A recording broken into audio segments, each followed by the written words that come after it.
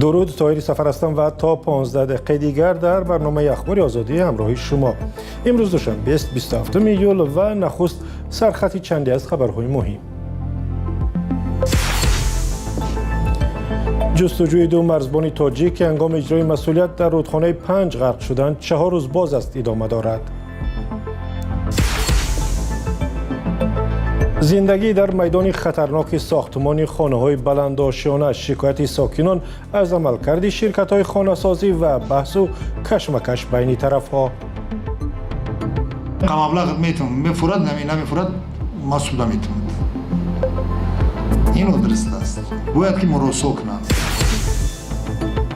مرحله نوی اخراج پناهندگان بی سند از پاکستان به افغانستان، خانه‌هایشان را ویران می‌کنند، خودشان را به وطنشان می‌رانند. افسران به حرف ما گوش ندادند و منزل را ویران کردند. در رودخانه 5 جستجوی دو مرزبان تاجیک ادامه دارد که روز 24 ایول هنگام اجرای مأموریت غرق شدند و تاکنون نشانی از آنها را نیافتند. نجات بخشان تاجیک همراه با مردم دهات مرزی در ناحیه فرخار 3 روز باز است ساحل‌های این رودخانه را که تاجیکستان را از افغانستان جدا می‌کند جستجو دارند. همکارم میرزا خالقزاد با جزئیات بیشتر گزارش می‌دهد. افسر 23 ساله یارحمد قربانعلی و مرزبان قطاری بلال کریموف 19 ساله در نزدیکی دیدبانگاه مرزی در فرخار غرق شدند. یک منبع در اداره‌های انتظامی ولایت ختلان روز 27 ایول به رادیو آزادی گفت که فاجعه هنگام اجرای مأموریت مرزبانان صورت گرفته است که خواستند زرشویان افغانستانی را از یک جزیره خرد متعلق به تاجیکستان بیرون کنند. وی گفت یارحمد قربانعلی تازه به کار شروع کرده بود و در دیدبانگاه رقمی 5 کار میکرد. وقتی خبر رسید است که زرشویان افغانستانی در جزیره به زرشویی مشغولند، یارحمد با 3 سرباز به این منطقه رفتند. افسر از سربازان پرسید است که آیا شنا کرده می توانند یا نه. بغیر از بلال کریموف 2 نفری آنها گفتند که نمی توانند. از این رو افسر و بلال کریموف خود را به رودخانه انداخته به سمت جزیره شنا کردند. بلال کریموف پیش از غرق شدن فقط 1 تیر از اسلحه خود به آسمان خالی کرده است. زرشویان هم از جزیره گریختند. حادثه را 2 مرزبانی که در ساحل ماندند به فرماندهان خود چنین تصویر کردند. برای جستجوی مرزبانان نجات بخشان را از کولاب هم دعوت کردند. یارحمد قربانعلی ساکن دهه دوستی ناحیه خاولین و بلال کریموف ساکن دهه فیض‌آباد ناحیه فرخار بودند. یکی از خویشاوندان بلال کریموف گفت که او شناوری را خوب می‌دانست و غرق شدن بلال آنها را حیرت زده کرده است. به گفته یک منبع در حکومت ناحیه فرخار امروزها سطح آب دریای 5 بسیار بلند است و ظاهراً مجرای تیز و آب زیاد مرزبانان را برده است. به گفته این منبع با وجود بالا بودن سطح آب جستجو ادامه دارد و آنها امیدشان را از دست ندادند. تاجیکستان با افغانستان مرز مشترکی درازی دارد و رودخانه 5 قسمی از آن را از هم جدا می کند. در گذشته هم غرق شدن مرزبانان تاجیک در این رودخانه دیده شده است. در تاجیکستان میمونیم و در تاجیکستان و به خصوص در شهر دوشنبه که ساختمان خانه ها اوج گرفته است، بحث و کشمکش شرکت های خانه سازی و مردم هم زیادتر می شود. ساکنان خانه هایی که باید ویران شوند میگویند شرکت ها بی‌انصافی میکنند و به جای خانه های کلان آنها خانه های خرد میدهند. در مقابل خانه سازان میگویند ساکنان خانه هایی که باید ویران شوند طلباتی بیش از حد پیش میگذارند و یا از آنها پول زیاد و خانه‌های بزرگ طلب می‌کنند. امیر یوسف و ارشاد سلیمانی همین موضوع را به بررسی گرفتند. مرکز شهر دوشنبه، خیابان عینی 13، یک سو ویرانه، یک سو حیات. اینجا نه از حمله پهپادها ضرر دیده است و نه از زمین لرزه. شرکتی که باید خانه‌های نو بسازد آن را به خرابازار تبدیل داده است. بعضی از ساکنان هنوز در بینای کهنه زندگی میکنند اما از چنین شرایط سخت نگرانند. Сейчас аварийные, опасные для жизни детей, нас, ну сами видите. حالا در یک بینای صدموی خطرناک زندگی میکنیم. شما خودتون میبینید تیره‌زه ها و راهروها را شکستند. نبیره همسایه قریب از آشیانه دویم سرازیر میشد. به سر همسایه دیگرمان سویته که حامله است خرابه های سقف بنا ریختند. یعنی آدمان را به کشتن میرسونند. طبق طلبات شهرداری شرکت های بناکار باید در مکان ساختمان QR کد نصب کنند که همه معلومات را به صاحب ملکان بدهند. ширкати қасри бостонӣ ин рамзро надорад. роҳбараш Амирбек Шашаев нахост бо хабарнигорон дар бораи мушкили пешомада суҳбат кунад. раиси кумитаи сохтмон ва меъморӣ гуфт, то оғози тахриби бино бояд ширкати сохтмонӣ ризояти соҳибмулконро дарёфт кунад ва дар айни замон ба қавли ӯ сокинон ҳам набояд ҷуброни ҳангуфт талаб намоянд. баъзе ҳолатҳоест ки ман медонам баъзи соҳибкорҳоеро ҳаст ки меоя мега ки нами қамаблағ метавон мефурад намефурад ма суда метавонад. ино дуруст аст. бояд ки муросо кунанд. дар ним соли ҷорӣ дар кори ширкатҳои сохтмонӣ дар Тоҷикистон 3700 камбудӣ ошкор шуда, онҳо беш аз 300 000 сомонӣ ҷарима шудаанд. аммо сокинон мегӯянд дар идораҳои давлатӣ ба доди онҳо ба дурустӣ намерасанд. салом, агар хату хабар мехоҳед мо дорем. навиди бомдодӣ, сархати хабарҳо, ахбори Тоҷикистон ва ҷаҳон, гузоришҳо ва таҳлилҳо. чӣ мегузарад ва чаро? донистан, фаҳмидан аст. замима ё апи моро бигиред. дар покистон марҳилаи нави ихроҷи муҳоҷирони бесанад оғоз ёфт ки аксарияташон паноҳҷӯён ва ё муҳоҷирон аз Афғонистон ҳастанд. ихроҷи онҳо ба гуфтаи ҳомини ҳуқуқ бо қонуншиканиҳои зиёд ва зулм ҳамроҳ аст. дар гузашта мақомоти покистон муҳоҷиронро асосан аз шаҳрҳои бузурге ба мисли Карочӣ ва Исломобод берун мекарданд. ҳоло рӯ ба вилояти ноороми Хайбарпахтунхо оварданд. Кайюм Марсиято гузориш медиҳад.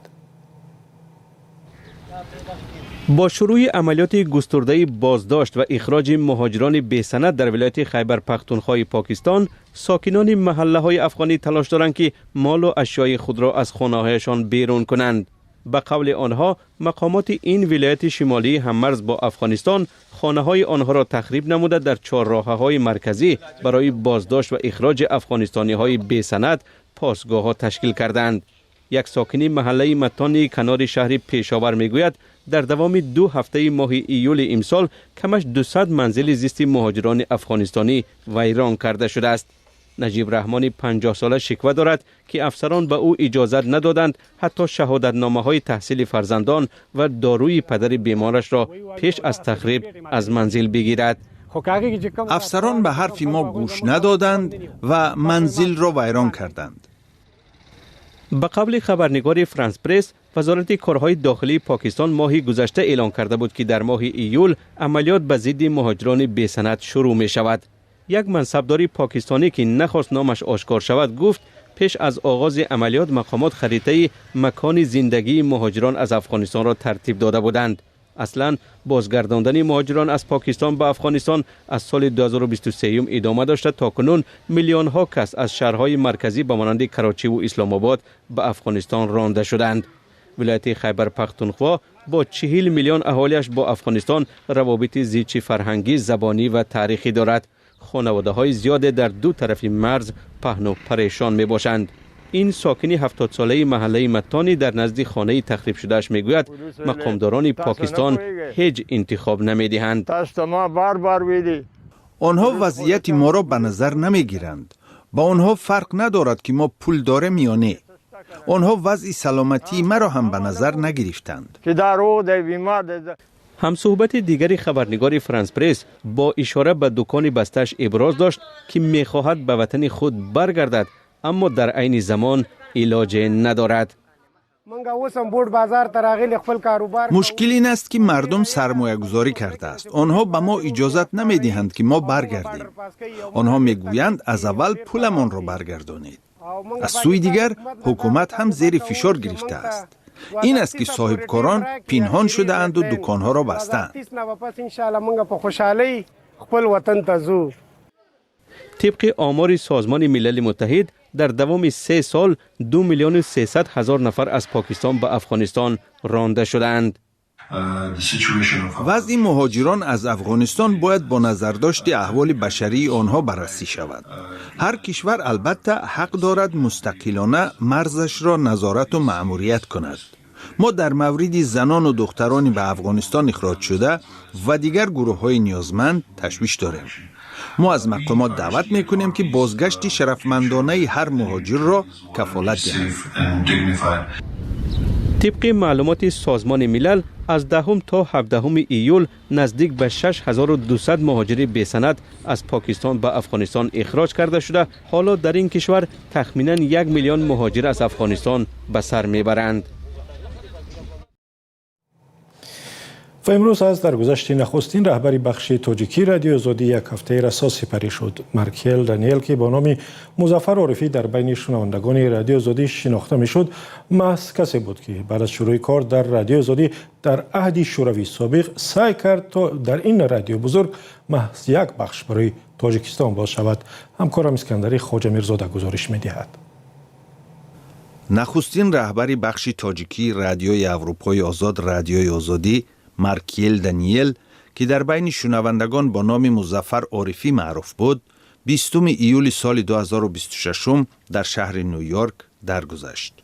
او 7 نوامبر سال 1931 در شهر سمرقند به دنیا آمده، در سالهای جنگ دوم جهانی به تاجیکستان کوچیده و در دوشنبه کار و زندگی کرده است. کاتب مسئول تاجیکستان سوویتی، حاضر نشریه جمهوریت بود. سال 1973 از اتحاد شوروی به اسرائیل کوچید و پس از 2 سال کار را در رادیوی اروپای آزاد رادیوی آزادی سر کرد. جزیره سنت سایمونز شتات جورجیا پرزیدنت آینده شتات‌های متحده کرد. اولین پیشنهاد او به مأموران رادیوی آزادی در شهر میونخن آلمان تأسیس بخش علاهیده برای پخش برنامه‌های تاجیکی رادیوی اروپای آزاد رادیوی آزادی بوده است. سال 2023 او در صحبتش با همکارانمان آن حالت را به یاد آورد. شعبه ترکستانی بود، ترکستانی 1، ترکستانی 2. این اولا همین بی‌عدالتی برطرف کردن در کار بود. درباره تاجیکستان یکم معلومات مکمل نداشتن رهبریت. من مراجعه کردم، گفتم تاجیکستان این ریسپوبلیکی مستقل زبان تاجیکی برای در افغانستان هم در ایران فهما میشنوند، اما وقتی که یک دو کس یک شعبه از شعبه ترکمنستان سرداری میکنند، اونا یک چیز دیگه ترجمه میکنند و دیگر نیست. گفتم این دیگر کردن نکن. خواهشمندم که اگر بیایتون شعبه مخصوص تاجیکی گشاده شود. تلاش دیگری مارکیل دانیل دعوت خبرنگاران از تاجیکستان بوده است تا برنامه‌ها مثل برنامه‌های محلی تاجیکی صدا دهند. خوشبختانه امریکایی‌ها فهمیدن، با کمال خرسندی راضی شدن. کنید چی می‌خواهید؟ من گفتم برای این کادر لازم، از کجا می‌گیرید؟ در سالهای جنگ سرد پیدا کردن خبرنگاران از داخل تاجیکستان آسان نبود و از این رو در تهیه برنامه‌های تاجیکی رادیوی آزادی بیشتر از نامه شنوندگان و روزنامه و مجله‌های استفاده می‌کردند که در تاجیکستان نشر می‌شد. مارکیل دانیل در مقام رهبری بخش تاجیکی رادیوی آزادی 20 سال کار کرد. سال 1995 پس از کوچیدن قرارگاه رادیوی اروپای آزاد رادیوی آزادی از شهر میونخن آلمان به شهر پراگ در جمهوری چک، او بازنشسته و در نیویورک مقیمی شد، جایی که دوران پیریش را در کنار عائله‌اش گذراند. مارکیل دانیل در نیویورک هم مدت برای رادیوی آزادی گزارش‌ها تهیه می‌کرد و همچنان تا آخر عمر عضو شورای محرران نشریه جماعه یهودیان بخارا در امریکا بخاریان تایمز بود. این نشریه که در نیویورک به تب می‌رسد در مطلب او را استاد، روزنامه‌نگاری ورزیده و شخصی صادق به ارزش‌های آزادی بیان نامید. کسی که به نوشته همین نشریه بخش زیادی عمر خود را صرف روزنامه‌نگاری کرد و از مصحح نشریه‌های محلی تا رهبری بخش تاجیکی رادیوی آزادی رسیده بود. اخبار آزادی اینجا به پایان رسید. بسیار سپاسگزاریم که تا پایان برنامه ما را همراهی کردید. خبر و گزارش‌های بیشتر را هر وقت که خواستید می‌توانید در وبسایت azadi.org، صفحه‌های ما در فیسبوک و اینستاگرام و کانال‌های ما در تلگرام و یوتیوب و تیک تاک پیدا کنید. تا دیدار در برنامه‌های دیگر.